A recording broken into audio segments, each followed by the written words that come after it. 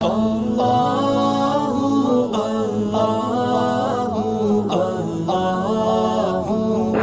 والسلام على أشرف الأنبياء والمرسلين نبينا وإمامنا وحبيبنا وقدوتنا وقرة أعيننا محمد وعلى آله وصحبه أجمعين أما بعد۔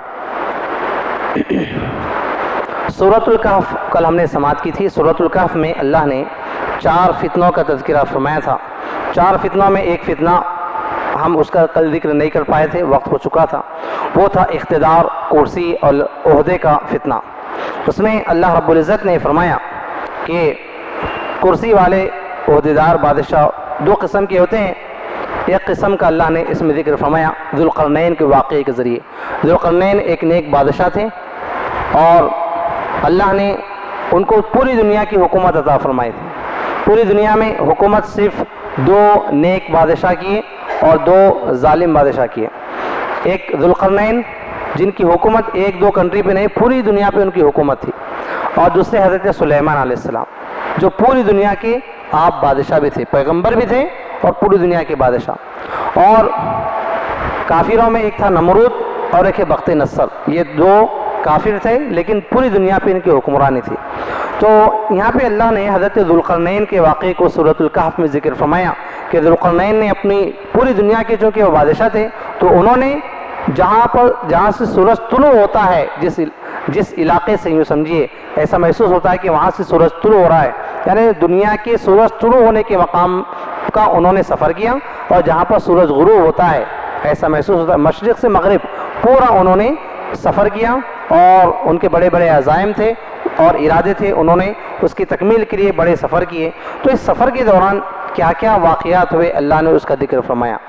تو ایک واقعہ بہت اہم ہے کہ ایک مقام پہ پہنچے تو وہاں پہ ایک قوم جو صحیح بات بھی نہیں سمجھ پاتی تھی، اس نے حضرت ذوالقرنین سے کہا کہ ان یأجوج و مأجوج مفسدون فی الارض، کہ اے بادشاہ، ہمارے بادشاہ سلامت، یاجوج ماجوج ایک قوم ہے جو حضرت نوح علیہ السلام کے بیٹے یافس کی اولاد ہیں۔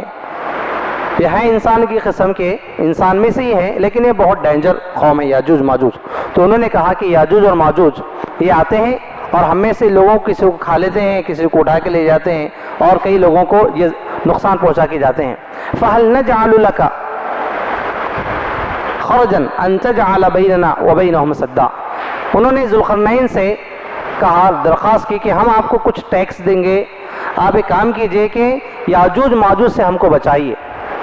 2 پہاڑ کے درمیان سے وہ قوم آتی تھی، تو ذوالقرنین نے کیا کیا، ٹھیک ہے، فَأَعِينُنِي بِقُوَّةٍ أَجْعَلْ بَيْنَكُمْ وَبَيْنَهُمْ رَدْمًا، تو میرا ساتھ دو، مجھے پیسوں کی ضرورت نہیں ہے، مَا مَكَّنِّي فِيهِ رَبِّي خَيْرٌ فَأَعِينُنِي بِقُوَّةٍ، اللہ نے مجھے بہت دولت عطا فرمائی ہے، مجھے پیسوں کی ضرورت نہیں ہے، تم کو یاجوج ماجوج سے حفاظت ہونا ہے، میرا ساتھ دو، لوہا جمع کرو، تانبا جمع کرو۔ خوب لوہا جمع کیا گیا، خوب تانبا جمع کیا گیا، کئی دنوں تک لوہا تانبا جمع کر کے حضرت ذوالقرنین نے 2 پہاڑوں کے درمیان بہترین سل لگا کر اور پگھلا ہوا سیسا تانبا ڈال کر آپ نے ایک مضبوط دیوار قائم کر دی، اور ناممکن تھا، وہ اتنی بڑی دیوار تھی وہ کہ بہت بڑا علاقہ تھا، تقریباً 550 کلومیٹر کے قریب کا کچھ حصہ تھا، وہ اتنی بڑی دیوار بنانا تھا۔ تو آپ نے اتنی بڑی دیوار قائم فرمائی، ذوالقرنین نے لوگوں سے مدد لی، آپ نے لوگوں سے مدد لی کہ تم بھی کام کرو، اس طرح آپ نے ایک مضبوط دیوار قائم کی۔ تو جب یہ دیوار قائم ہوئی تو انہوں نے کہا ھذا رحمۃ من ربی، یہ میرے رب کی رحمت ہے، یہ میرے رب کی رحمت سے ہوا، ورنہ میرے لیے ناممکن تھا۔ تو اللہ پاک فرماتا ہے جب ذوالقرنین نے بہت اخلاص کے ساتھ ان لوگوں کے لیے دیوار قائم کی، فَمَا اسْطَاعُوا أَن يَظْهَرُوهُ وَمَا اسْتَطَاعُوا لَهُ نَقْبًا، اب یہ یاجوج ماجوج وہ دیوار کو چڑھ کر اوپر سے آنے کی کوشش کرتے ہیں، تب بھی وہ اوپر چڑھ نہیں سکتے، اس لیے بہت اونچی ہے۔ پھر وہ دیوار کو توڑنے کی، اس میں سوراخ ڈالنے کی کوشش کرتے ہیں، وہ بھی نہیں کر سکتے، بڑی مضبوط ہے۔ تو اب کیا کرتے ہیں، تو حدیث شریف میں اللہ کے نبی صلی اللہ علیہ وسلم فرماتے ہیں کہ پوری وہ یاجوج ماجوج جو قوم ہے، بہت زیادہ وہ افراد تعداد میں بہت زیادہ ہے، وہ لوگ اس دیوار کو چاٹتے ہیں رات بھر، جب چاٹ کے بہت تھک جاتے ہیں تو کہتے ہیں کہ بہت تھک گئے ہیں، صبح آئیں گے اور پھر باقیہ جو ہے چاٹ کے ختم کر دیں گے، قوم کو تباہ کر دیں گے، ایسا سوچ کے وہ چلے جاتے ہیں، لیکن وہ انشاءاللہ نہیں کہتے۔ تو اللہ پاک فرماتا ہے جب وہ صبح پھر آئیں گے تو وہ دیوار پھر سے بڑی ہو جائے گی، پھر سے وہ مضبوط ہو جائیں گے. تو قیامت تک ایسا رہے گا. روزانہ آئیں گے، اس دیوار کو چاٹیں گے اور یہ سمجھیں گے کہ کل ہم صبح آ کے ختم کر دیں گے، مطلب یہ دیوار ٹوٹ جائیں گی، ہم پھر فتنہ مچائیں گے، فساد مچائیں گے. لیکن جب دوسرے دن آئیں گے تو پھر وہ دیوار بڑی رہ جائے گی. قیامت کے قریب ان میں سے ایک شخص کہے گا کل ہم انشاءاللہ آئیں گے اور اس دیوار کو توڑیں گے. تو انشاءاللہ کہنے کی بدولت وہ دیوار پھر موٹی نہیں رہیں گی، دوسرے دن آ کے وہ دیوار کو توڑ دیں گے، پھر دنیا میں فساد مچائیں گے. حضرت عیسیٰ علیہ السلام ان کا مقابلہ کریں گے. پھر ان کی ناک میں اللہ تعالیٰ ایک کیڑا ان کو پیدا کر دے گا بیماری کے طور پر، اس سے وہ قوم تباہ ہو جائے گی، یاجوج اور ماجوج. تو یاجوج اور ماجوج کا تذکرہ اس میں ہوا. اور خاص طور پہ جو مین ذکر ہے وہ حضرت ذوالقرنین بادشاہ کا ہے کہ وہ کتنے بہترین بادشاہ تھے. انہوں نے لوگوں سے کوئی ٹیکس نہیں لیا، لوگوں سے کوئی پیسہ نہیں لیا، لیکن انہوں نے لوگوں کی خدمت کی، لوگ ان کو بہت چاہتے تھے. ایسے بادشاہ دنیا میں ہونا چاہیے، ورنہ جیسے ہی عہدہ اور کرسی آتی ہے لوگ آزمائش میں مبتلا ہو جاتے ہیں. لیکن دنیا میں ایسے بھی بادشاہ ہیں، ان کو پوری دنیا کی حکومت ملی لیکن کوئی غرور نہیں آیا، کوئی تکبر نہیں آیا، وہ لوگوں کی خدمت میں لگے رہے. اسی کو کہتے ہیں حقیقی بادشاہ اور حقیقی حکمرانی. اس کے بعد سورہ مریم میں اللہ رب العزت نے حضرت مریم علیہ السلام کے تذکرے کو بہت تفصیل کے ساتھ ذکر فرمایا. آپ کو معلوم ہوگا کہ جب حبشہ کی طرف صحابہ ہجرت کیے تھے، مدینہ منورہ کو ہجرت ہونے سے پہلے صحابہ کرام حبشہ کی ہجرت کیے تھے. آپ کو معلوم ہوگا کہ جب اللہ کے نبی صلی اللہ علیہ وسلم نے مدینہ کو ہجرت کیا مکہ سے، اس سے پہلے حالات بہت خراب تھے. تو حضور نے فرمایا تم میں سے جو کوئی حبشہ کو جانا چاہتے ہیں، حبشہ بولے تو افریقہ کا ایک علاقہ ہے جس کو ابیسینیا کہا جاتا ہے. تو حضور نے فرمایا جو وہاں جانا چاہتے ہیں جائیں. وہاں کا بادشاہ نجاشی کہتے ہیں بادشاہ کو، وہ اگرچہ کہ عیسائی ہے، کرسچن ہے، لیکن وہ مسلمانوں کا بہت ہمدرد ہے اور خیرخواہ ہے. کوئی وہاں جانا چاہتے ہیں تو جائیں. وہ تو حضرت عثمان غنی، آپ کی زوجہ حضرت رقیہ رضی اللہ عنہ، حضرت علی رضی اللہ عنہ کے بھائی حضرت جعفر، کئی صحابہ کرام کہاں چلے گئے تھے؟ وہاں پہ نجاشی بادشاہ کے پاس. کہاں پہ؟ حبشہ کو. اس وقت حبشہ کے بادشاہ کو مسلمانوں کے خلاف ورغلائے، دیکھو یہ مسلمان بہت ڈینجر لوگ ہوتے ہیں، یہ مکہ سے ہجرت کر کے آئے ہیں، تمہاری سلطنت کے خلاف بہت بڑا خطرہ ہے، یہ ایسا ویسا الٹی سیدھی باتیں کہنے لگے.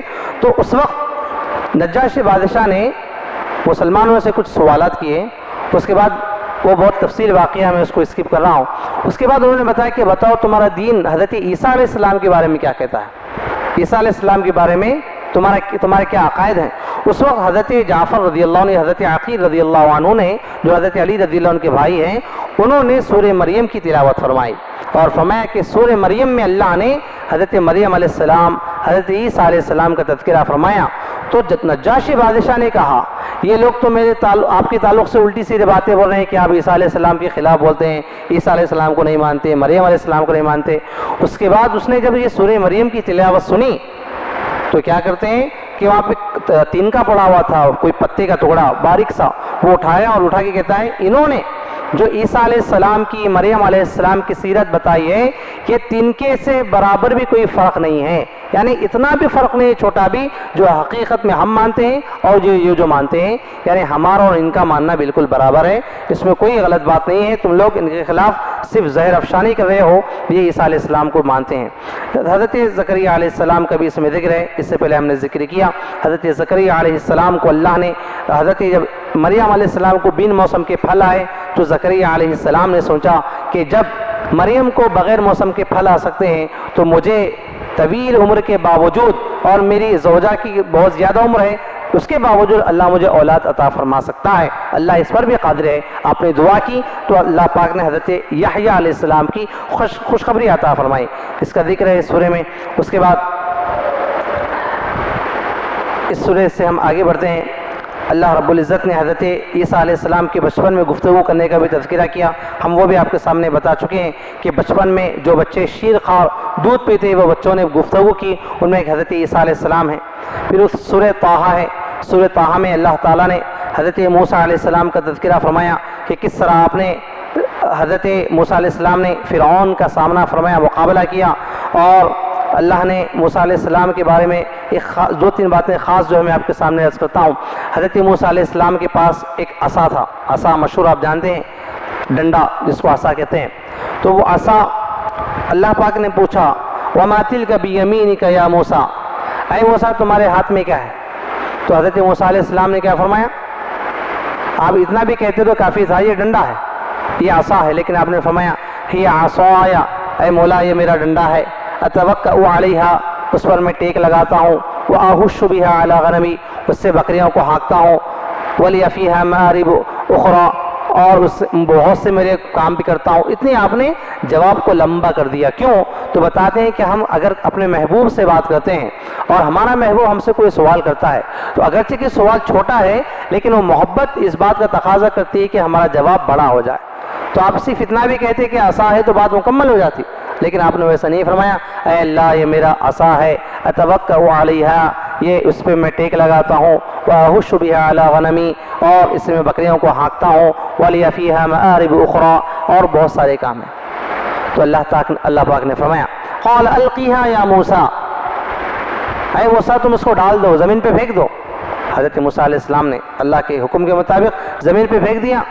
فَإِذَا هِيَ حَيَّةٌ تَسْعَىٰ، وہ ایک ڈینجر سانپ بن گیا، اژدہا بن گیا.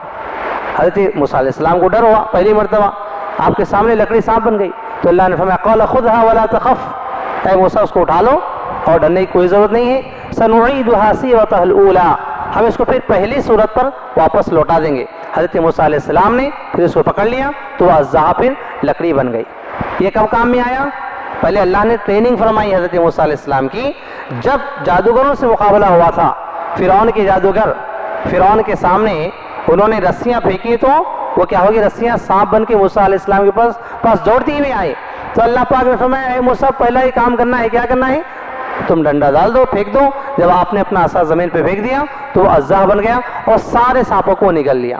تو پہلی مرتبہ آپ نے کیا تو چونکہ پہلی مرتبہ تھا تو آپ کو ایک طرح کا خوف ہوا، لیکن جب جادوگروں کے سامنے ہوا تو کوئی خوف نہیں ہوا. کیوں؟ آپ نے پہلی ایک مرتبہ کر دیا تھا، اللہ نے یہ بتا دیا تھا. اس کے بعد جادوگروں نے کلمہ پڑھ کے مسلمان ہو گئے. فرعون نے کہا تم کیسے ایسا مسلمان ہو سکتے ہو؟ اگر تم مسلمان ہو جاؤ گے تو میں تم کو الٹی جانب سے سزا دوں گا، ایک ہاتھ اور ایک پیر، سیدھا ہاتھ تو بایاں پیر، بایاں ہاتھ تو سیدھا پیر، تم کو ایسی سزا دوں گا.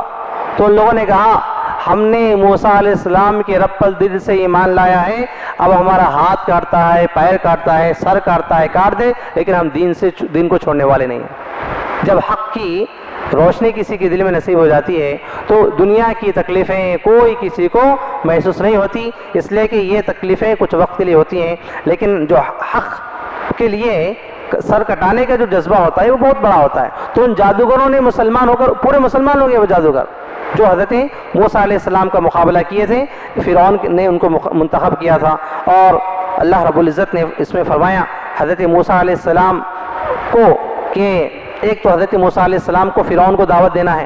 تو موسیٰ علیہ السلام بچپن میں آپ جانتے ہیں موسیٰ علیہ السلام بچپن میں کچھ کوئلہ ہوتا ہے نا، کوئلہ لے کے آپ منہ میں ڈال لیے تھے. کیوں؟ جب آپ فرعون کے دربار میں تھے، رینگنے کی عمر میں پہنچے تو فرعون نے سوچا یہ بچہ میرے دربار میں پل رہا ہے، بڑھ رہا ہے، کہیں ایسا نہ ہو کہ یہی بچہ میری حکومت کو ختم کر دے گا. تو فرعون نے ایک روز امتحان لیا، ایک طرف آگ رکھا، ایک طرف پھول رکھا اور موسیٰ علیہ السلام کو چھوڑا اور کہا فرعون اگر یہ بچہ آگ کی طرف جائے گا تو میں چھوڑ دوں گا، اگر یہ بچہ پھول کی طرف جائے گا تو میں اس کو مار دوں گا.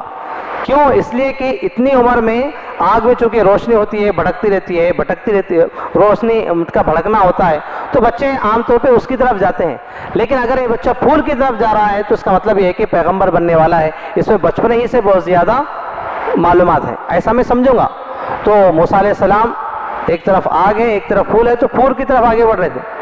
تو جبریل امین علیہ السلام حاضر ہوئے اور موسیٰ علیہ السلام کا رخ بدل دیے، آپ آگ کی طرف گئے اور انگارہ لے کے آپ نے منہ میں ڈال دیا. وہ ڈالتے ہی فرعون کو بھی یقین ہوا کہ یہ وہ بچہ نہیں ہے جو پیغمبر بنے گا اور اس سے مجھے کوئی خطرہ نہیں ہے. اگر پیغمبر ہونے والا ہوتا ہے بچہ تو ایسے بچپن میں ایسے کام نہیں کرتا. وہ جو آپ انگارہ منہ میں ڈال دیے تھے اس کی وجہ سے آپ کی زبان جل چکی تھی اور آپ کو بعد میں گفتگو کرنے کے لیے مشکل ہوتی تھی. تو اب اللہ نے آپ کو پیغمبر بنایا ہے، آپ کو تبلیغ کرنا ہے، دین کی بات سمجھانا ہے اور اس میں سب سے بڑا کام زبان کا ہی ہوتا ہے. تو آپ نے اللہ سے دعا کی. کیا دعا کی؟ رب اشرح لی صدری ویسر لی امری واحلل عقدۃ من لسانی یفقہوا قولی. جو ہم بچوں کو قرآن پڑھاتے وقت قاعدہ پڑھاتے وقت بچوں کو یہ دعا پڑھاتے ہیں اور پڑھانا چاہیے. اس دعا کا بڑا اثر ہے. کیا مطلب ہے؟ اے اللہ میرے لیے میرے سینے کو کھول دے اور میرا معاملہ میرے لیے آسان فرما, کیونکہ اب تبلیغ کرنے والے ہیں, اب سب سے بڑا ظالم فرعون کو دین سمجھانا ہے. مولا میرا کام آسان فرما. تو نبی ہو کے یہ دعا کر رہے ہیں, تو ہم تو گناہگار ہیں, خطا کار ہیں, ہم کو تو بارہا دعا کرنا ہے, مولا میرا کام میرے لیے آسان فرما, جو بھی ہمارا کام ہے. اور وحلل عقدۃ من لسانی, مولا میری زبان میں جو لکنت ہے, میری زبان میں جو اٹکنے کا جو سلسلہ ہے, مولا اس کو روک دے, لکنت کو ختم فرما. یفقہوا قولی, تاکہ لوگ میری بات سمجھ پائیں. جب آپ نے یہ دعا کی تو آپ کی لکنت کو زبان کی اللہ نے ختم فرما دیا, آپ کی زبان بہت اچھی ہو گئی اور آپ بہت بہترین فصاحت کے ساتھ گفتگو فرمانے لگے. تو اس کے بعد اللہ نے فرمایا, حضرت موسیٰ علیہ السلام اور موسیٰ علیہ السلام کے بھائی ہارون علیہ السلام, آپ نے یہ بھی دعا کی تھی, بولا میرے ساتھ میرے بھائی کو بھی تو پیغمبر بنا دے تاکہ ہم دونوں مل کر دین کا کام کریں. تو حضرت ہارون علیہ السلام بھی پیغمبر بنے آپ کی دعا سے. اس کے بعد اللہ نے فرمایا موسیٰ علیہ السلام سے کہ اے موسیٰ فرعون کے پاس جاؤ اپنے بھائی کے ساتھ, فقولا له قولا لینا, اے موسیٰ اپنے بھائی, اے موسیٰ تم جب فرعون کے دربار میں جاؤ تو نرمی کے ساتھ گفتگو کرو. کیسے گفتگو کرو؟ نرمی کے ساتھ.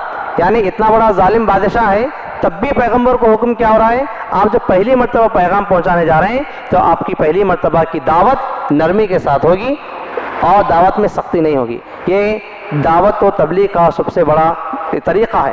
اگر آپ دعوت دیتے وقت اپنے آپ کو بڑا سمجھا کر یہ دعوت دینے کا انداز حاکمانہ رہے گا, سامنے والے کو نصیحت کرنے کا مقصد نہیں رہے گا, تو اس کے بعد یہ دعوت کام نہیں آتی ہے. اللہ نے اس میں اس کا تذکرہ فرمایا.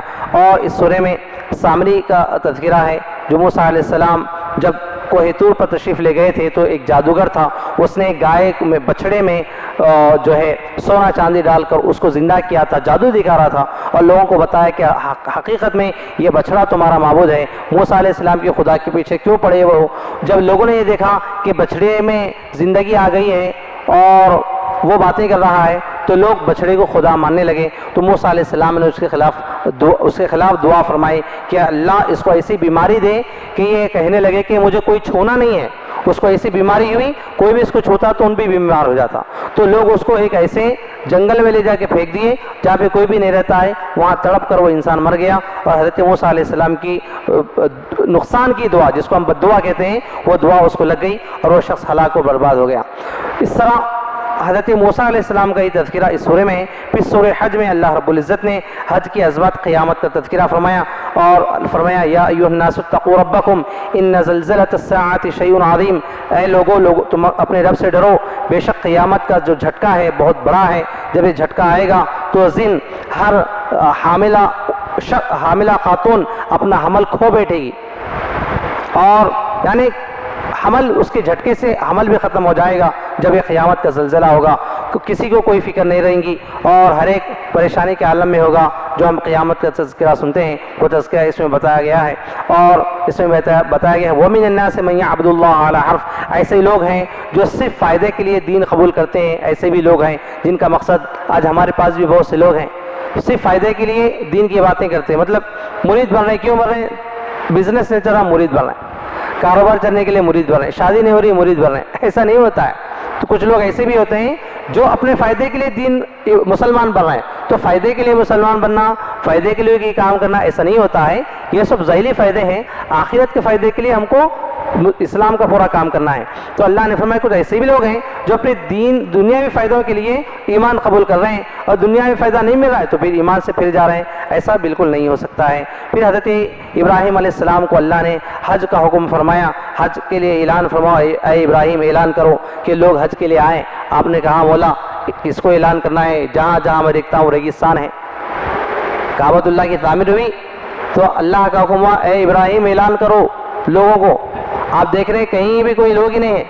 تو اللہ نے آپ نے اللہ سے کہا مولا کس کو ندا دینا ہے؟ لوگ تو کہیں دور دراز تک نہیں ہیں, میں آواز دوں گا کس کو آواز آئیں گی؟ تو اللہ نے فرمایا کہ اے ابراہیم تم کو ندا دینا ہے, آواز کو پہنچانا ہمارا کام ہے. آپ کھڑے ہو گئے, اللہ کے حکم کے مطابق آپ نے آواز دی. اللہ کے حبیب فرماتے ہیں آپ کی آواز عالم ارواح میں جو جتنی روحیں تھیں جو حج کو جانے والے تمام کی روحوں کو اللہ نے آواز پہنچا دی.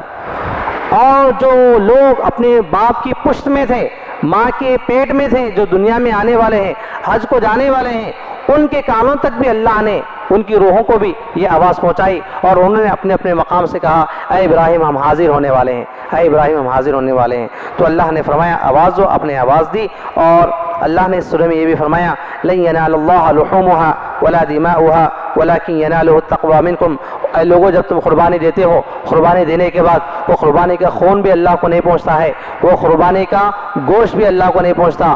اللہ کو نہ خون کی ضرورت ہے، اللہ کو نہ گوشت کی ضرورت ہے، اللہ کو تم سے کوئی چیز پہنچتی ہے تو وہ تمہارے دلوں کی صفائی پہنچتی ہے، تمہارا اخلاص پہنچتا ہے، تمہاری نیت پہنچتی ہے کہ تم نے کتنی اچھی نیت کے ساتھ مال کو قربان کیا ہے، جانور کو قربان کیا ہے محض اللہ کی رضا کی خاطر۔ تو اللہ کو تمہارے دلوں کا تقوی یہ پسندیدہ ہوتا ہے، لہذا تم اچھی نیت کے ساتھ اچھے سے جانور کو قربان کرو۔ ایسا نہیں قربانی کرنا ایک مجبوری سمجھ کے کم سے کم والے چھوٹے لاغر کمزور جانور کو لا رہے ہیں، ذبح کر رہے ہیں اور یہ اعلان کر رہے ہیں کہ میں نے قربانی کی۔ تو اللہ فرماتا ہے تمہارے دل میں مال کی کتنی محبت ہے میں وہ جانتا ہوں، لہذا تم اچھے سے اچھے مال کو اللہ کی راہ میں قربان کرو، اور اس کا مقصد بھی تمہارے ہی دلوں کی صفائی ہے، اللہ کو تم کوئی چیز اس سے دینے والے نہیں ہو۔ اور آخر بات ہے، عبادت کا مقصد رسم نہیں بلکہ اخلاص۔ اس میں یہ درس دیا گیا ہے اس سورہ میں کہ عبادت صرف ایک رسم ادا کرنے کے لیے، جیسا کہ رمضان آیا ایک رسم ہے، ایک تہوار ہے، تہوار کی طرح گزارنا نہیں ہے، بلکہ محض اللہ کی عبادت ہے، پوری جستجو کے ساتھ، لگن کے ساتھ۔ یہ اس طرح ہم عبادت کریں گے تو اس کا مطلب یہ ہے کہ ہم واقعی میں عبادت کر رہے ہیں، ایک فیسٹیول کی طرح اس کو منانا نہیں ہے بلکہ انجوائے کرنا ہے اس عبادت کو کہ اللہ رب العزت نے ہم کو یہ موقع عطا فرمایا۔ اللہ تعالیٰ سے دعا ہے اللہ تبارک و تعالیٰ اس ماہ رمضان کو ہمارے لیے ذریعہ نجات اور ذریعہ مغفرت بنا دے، اور اللہ رب العزت جو کبھی ہم قرآنی واقعات کو سماعت کر رہے ہیں ان واقعات سے عبرت لینے اور ان پر عمل کرنے کی توفیق عطا فرمائے۔ آمین۔ وصلی اللہ وسلم علی خیر خلقہ وآلہ وصحبہ اجمعین والحمد للہ رب العالمین۔